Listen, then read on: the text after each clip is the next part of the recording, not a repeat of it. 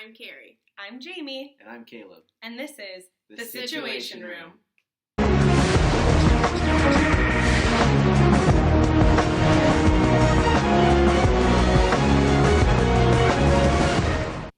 Israeli-Iranian conflict stems from Iranian participation in Hezbollah attacks against Israel. Iran provided arms which were used in attacks including land-to-sea missiles and rockets. Although Tehran did not call for these strikes, both nations have anticipated conflict ever since. Israel didn't retaliate sooner due to fear of losing allies like the US, but with emerging conflict of nuclear power in Iran, Israel has declared Iran as its greatest threat to its existence. UN Security Council and the International Atomic Energy Agency are working in tandem to decide upon the Iranian nuclear deal.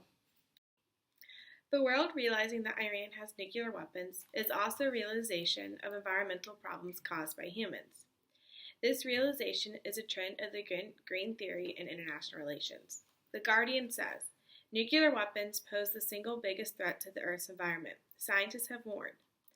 Nuclear weapons encompass a lot of energy and is increasing the global climate change in a negative way.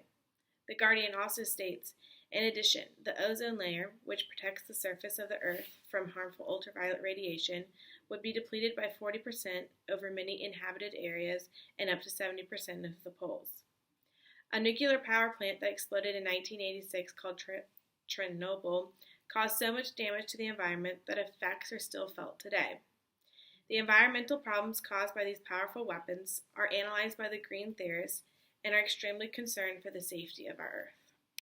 Security and conflict recognition between Israel and Iran are something that is seen in the Middle East as a natural occurrence to the global view as well to America and European nations. But it's due to the constant security and resource threats that Israel and Iran both give each other. The fighting in Lebanon, the Gaza Strip, and the massacres in the Syrian border, the majority of these conflicts are due to the ideology between Iranian powers and the ideology between some of the Israeli powers for home rights or whether it be for population of the land. And with the recent nuclear deal between the U.S., Israel, as well as Iran, this limits the power that Iran can have a nuclear bomb that could threaten many other sovereign states. Now, from a realist perspective, this is deemed unfair towards Iran as a power coming up, a sovereign state coming up without having that type of power. They have no other power to stand against Iran and some other countries. But another type of theory may suggest that America only came in for help against consequentialism. The U.S. has taken a more liberal approach to its relations with Iran due to the debates over the nuclear power issue between Iran representatives, the U.S., and 5 other major countries. Israel disagrees with the plan to lift sanctions against Iran's nuclear plants, believing that such a deal possesses a direct threat to the existence of the state. Obama has publicly defended this deal, saying that the intention is to prevent Iran from obtaining a nuclear weapon by insisting on an open-door policy, which will allow the International Atomic Energy Agency to search any Iranian nuclear plants for weaponry.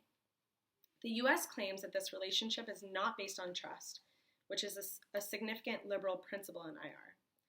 Liberalism also establishes trade as a viable source of peace, as trade establishes a mutually beneficial relationship between countries.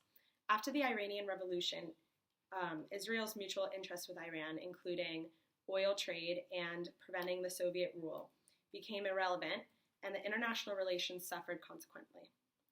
Contrastingly, following the passing of the nuclear deal, the U.S. and Iran are expected to have a larger amount of trade due to common interest in oil and also the middle class in Iran having an interest in American goods. Marxism emphasizes the separation of class and the state, particularly on the economies between 2 states. The theory is separated into sub-theories, which include world systems theory and dependency theory. The world systems theory explains how states are split into 2 different categories, core periphery and semi-periphery. Both in Iran and Israel could be compared under the semi-periphery even though Iran tends to be the wealthier nation. The states both provide manual labor as well as raw resources to support the wealthier core countries.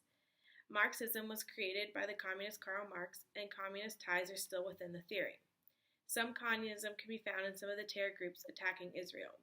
The Jews in Israel are struggling with the attacks and are trying to overcome the economic and nuclear power Iran has.